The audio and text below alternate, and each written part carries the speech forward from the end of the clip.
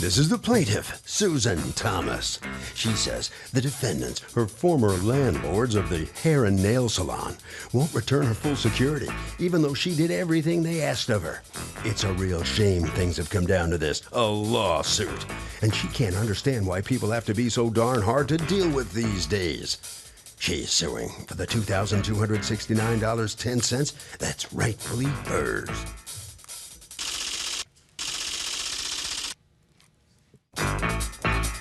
These are the defendants, Francesco and Charlotte Primerano. They say the plaintiff cried poverty with them, convinced them to lower her rent, and then turned around and left, causing them financial hardship. They had every right to withhold a portion of her security to cover their losses, and no, the judge will agree.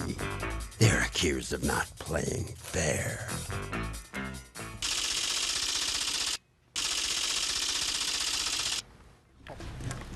Litigant has been sworn, Your Honor. Thank you, Douglas. You're welcome. Susan Thomas? Yes. You are suing is it Francesco? Yes, it is. Francesco and Charlotte Primerano? Yes. For $2,269.10 that you say they are unlawfully withholding from you and you want them to return. What's going on? In May of 2008, I entered in a 2-year lease with Frank and Char. I had purchased a hair and nail salon that was already existing in the location, that the building they owned. After 2 years of just losing a lot of employees, my salon was struggling, and I knew Why were you losing so many employees? Just with the economy, girls were moving out of state. They were going to another salon that they got paid hourly instead of commission, and it was just a real tough time. Okay. So I went to Frank in the beginning of June. I had just lost another girl at the end of May, and I went to Frank and I told him my problem, and told him I didn't want to sign another lease. And if he would be willing, I would give it a shot if he would lower my rent. Was your lease up in May? Yes, it was. Okay. May 2010 it was Okay. up. So when was the first month with no lease, May or June?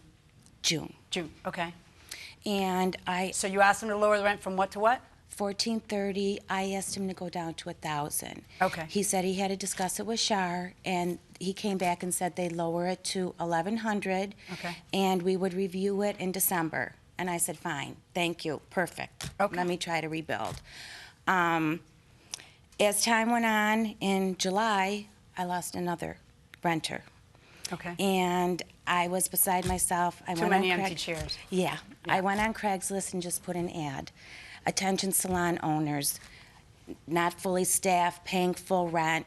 My thought was to have another salon come and join me in my location. Uh-huh. I was contacted by a woman who actually owned the building. And I went and I talked with her and explained my whole situation. And Owned her building. to her Okay. building. So Uh-huh. it would mean me leaving Frank and Char and Okay. moving to where she was. That's not what I wanted to do, but I had to do what was best for my business at the time. Okay. Within a week, we settled everything. It was win-win for me. I couldn't turn it down. Okay. I went to Frank at the beginning of August, told him I'd be leaving, explained the whole story. So for June, July, August, you'd paid the reduced rent of $1,100. July and August. For July and August. So Yes. June, you paid full rent. June, I paid full rent. All right. And did you sign something new? No, No. it was all verbal. So everything was on a month-to-month at that Yes, point? yes. So now it's August, and what happens? I told him that I was leaving the beginning of August. He had said to me, he says, well, you have to leave the shampoo sinks. And I hadn't read my lease front to back, so I wanted to read my lease before I said anything. So I did. I read my lease. I didn't see anything in it that said I had to leave anything. Okay. I contacted my attorney. He said he didn't think I had to leave anything. In the middle of August, I went up to Frank and I asked him, I said, there's nothing in the lease about vacating the premises. What do you expect of me? And he said, just broom About sweep. leaving the About leaving. about leaving the equipment. Yeah, yes. And he said to me, he says, you've got to leave the sinks and anything that's screwed to the wall. Well, my hair stations and my mirrors were screwed to the wall. So basically, I left 4 hair stations, 4 mirrors, and 2 shampoo sinks. Okay. But why? Because you decided he was right? Well, no, because I didn't know. He's not right. What you have to do, you have to pay to leave, to restore the place to the condition that it was in beforehand. But you don't have to leave your valuable equipment. That's what you bought from the other salon owner. Right. Okay. And I didn't know. I didn't know because everybody was telling me something different. And What are you talking about? Your lease told you you didn't have to leave it behind. Your lawyer told you you didn't have to. Who was telling you something different other than him? Frank. Anybody else tell you something different? No, and really all I wanted, and I knew it was a hardship to them. I really felt bad about leaving, and all I wanted was my security deposit back. So when I went on the 31st of August to give Frank the keys, and I gave him the keys and I gave him an address to send my security deposit, and he told me, he says, you know, I'm keeping $660. And I said, for what? And he said, because you promised me you'd stay till December, so I am not lowering the rent for July and August. So the $330 a month, I lowered it. I'm going to raise it back up and keep it from your security. And what did you say to that? I said, I don't think you can do that. I don't feel that bad. Okay. After I left all the stations, now he's keeping my security. But what I don't understand is one of the things you say in your complaint, the defendant came downstairs an hour later and told me I could take the stations and the mirrors, but I had to leave the sinks. Yes. So did you take the stations and the mirrors? No. And yet he told you you could, and yet you left them, and then you're suing for them here. If he told you you could, I haven't even gotten to your part yet. In a minute, I'll let you tell me your version of all this. But according to your version, he tells you you could take the stations and the sinks. You choose to leave them behind, and you're suing him for it when he tells you you could take it. Because when he told me I could take it, he said he was going to check with his attorney, and he'd get back to me, and he never got back to me. That's not it, because you had checked with the attorneys. What it really is that you were moving into a salon that already had that stuff there. No, it didn't. No, yeah, it is. Yeah, that's what it is. Because you couldn't use that stuff. You had nowhere to put it. You know that? So it's easier to come and sue for it. It's very strange. Now, what is going on? What did you tell her about all of the we're going to talk in a moment on you withholding the rent. But let's talk first about all this equipment. Well, she was perfectly right. What I did tell her was she could take the makeup mirrors and the stations because they were only screwed on. I said, you can take those anytime you want. The sinks have to stay unless you get a plumber, take the piping out of the wall, put the wall back the way it was. You can take your sinks. You don't have to fit the pipes out of the wall? You just have to cut them to the wall and then dry? Okay. Fix it up to where it was originally. That's all I asked. Yeah, the plumber doesn't have to go into the walls and destroy pipes. Well, you have to cap the pipes. So you told her to cap it at the wall and have a plumber do that, and then she could take the sinks. And she can take the sinks. True or not true? No, he told me I couldn't take the sinks. Actually, when she moved out end of August, we happened to be out of town. Well, I was surprised when I came back and the sinks. I mean, I knew the sinks were going to be there. I told her they have to have the sinks there. But I was surprised when you did tell you have to have the sinks there? Well, unless she took them. How did you know that she didn't take the plumber option? Unless she took it and repaired the wall. But when I saw the sinks there, I'm like, okay. The hair stations, I was shocked that she left them because I told her she could take them. Right. What about the mirrors? The mirrors seem to me like the mirrors hardest thing. I think you're going to hang and just take them with you. Oh, they're hanging. The mirrors are just hanging on the wall? They're screwed to the wall. How are they screwed to the wall? Well, it had like a silver frame. I have pictures here if you like. Yeah, let me see. Yeah, I've got pictures too. They had like a silver frame. Go on. And the frame was just screwed to the wall on two of them. And then the other two were, I don't even know. They had clips on them or something. Oh, they're just the little clips on the wall? Yeah, that's why I said you can take them. What will stop you from taking that? And welcome back to the People's Court. Harvey Levin here. Would you make an oral agreement with a landlord ever? No. Why? You can't prove anything, and he could always go back on his word. That's a good point. What do you think? Well, she's right. I wouldn't make an oral agreement with a landlord, and I am a landlord. Oh, you are a landlord? Mm-hmm. Why wouldn't you? Well, clearly you want everything in writing. I mean, I need to protect my interest as well, so I would never just do anything on an oral. This is a man who learned by making a bad verbal agreement once. Yeah, exactly. I can tell, going inside the courtroom. Okay. Why did you keep part of the security deposit for rent? Well, our original agreement was that she would stay till December 31st. Your original verbal agreement? Verbal agreement, exactly. You didn't have it. Well, you can't. There is no such thing. When you don't have a written lease, it is a month-to-month. She refused to sign a lease. That's fine. Then you have a month. Then that's what you have. You have a month-to-month. But if I knew she was leaving in 2 months, I wouldn't have never lowered the. But when you have a month-to-month, what right do you have to expect anything other than a month's notice? You don't have the right to bank on her sticking around for 4 months or 6 months or anything else. If she didn't commit to the December 31st, I would have never lowered the lease. Are you listening, though? To it. Are you listening to me? Yes, I am. Okay.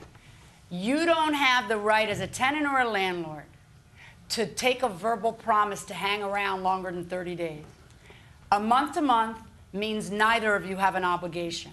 Had you found a beauty salon that wanted to move in there, that wanted to pay you $1,500 a month, you could have told her you're out on your butt in 30 days. You could say that to her, and she can say that to you. You don't have a right to retroactively say, had I any idea this was going to work out, that you would give me 1 month's notice, then I would not have, that's so inappropriate of you to only give me 1 month's notice, so I'm going to now take back my agreement with you that you pay reduced rent. See, it's all a business decision. At the time when she's saying, I can't hack it, I'm closing shop, you negotiate because it's a better idea for you to collect $1,100 rent than to have the place empty for the next 4 months in this economy trying to find somebody to open shop there. So you make that business decision. You don't get to turn around. Both of you make a gamble. She gambled she would be able to hang afloat, and you gambled that she would stick around for a while. And then as it turns out, she couldn't, she didn't. She has a month to month, so she has a right to leave. She leaves. You can't then say, now I wish I hadn't gambled. It's like me going to Vegas and then losing and saying, nah, change my mind, give me my money back. No, you can't do that. So you have no right to withhold any of the money from the security deposit based on a verbal promise that it would last longer than is legally required to last. But you're just inexplicable to me why you would leave the stuff behind. I think if you hadn't kept the 660, we wouldn't be here over the other stuff. Because she didn't want the other stuff. The other stuff's all put on, okay? In any event, number one, I order you to return the $660. What ended up happening with all the equipment? It's still there. It's still there. Is anybody renting that place? No. Really? You want your stuff? No, because he's got it for rent now as a turnkey hair slash. It's not for rent as a hair salon. It's for rent as offices right now. Right, but I have the ad on Craigslist. He does have hair I have slash the nails. Do you Craigslist want ad. your stuff? Right You here. want your stuff? Go pick it up. No, he can keep that. that. He No, can he keep can it. keep All it. righty. $660 for the plaintiff. The rest of it, I rule in your favor, because it's very clear she just didn't want to take it. All right, folks, have a great day. Thank you. Well, so the nail lady gets something back. The defendant right here. What do you think? What she got? Well, I thought it was fair. I mean, I wasn't happy with the verdict. I thought I could keep the $660 because, she was supposed to stay till December 31st. That was the agreement. Yeah, did you But listen to the judge when she made the ruling? Yes, she did. You understand I why you didn't get to understand keep it? Okay. Put it in writing. Yeah, well, that's right. You had a month to month, Well, and we you were- can't go back on it. I understand. Okay. Yeah. Well, how tough is it to find people to rent to in this economy? The economy is really slow right now, and where we're situated, there's a lot of hair salons. So we pushed for hair salon. Now we're pushing for office space. It's still empty? It's still empty. Yes. Yeah. Maybe you think there's any way you wish you'd kept her in there? We tried. I mean, I lowered the rent. I tried to keep her in there. I mean, I thought I was a good landlord. I'll ask her. All right, you head right down there, okay? Come on in here. Well, you didn't get everything you sued for. What do you think of what you got? I'm happy. I'm happy. Was he a good landlord? We got along great. In the whole 2 years we were together, there was never an issue. And if he had just given me my security deposit back, we wouldn't have been here today. That's all I wanted. How tough is it to keep a business going these days? Oh, it's hard. It's hard. What went wrong? Just I think the economy, just the turnover of employees. Too many nail places? It's like 3 on every block. That and also like. the location, because we were around back, we had no road frontage at all. So it was a really hard location to build. All right, let's get to Harvey. Okay, Kurt, this guy is right that verbal agreements are binding. They are also a really bad idea. And that will do it for this case. Litigants for the next case on the way into the courtroom right now.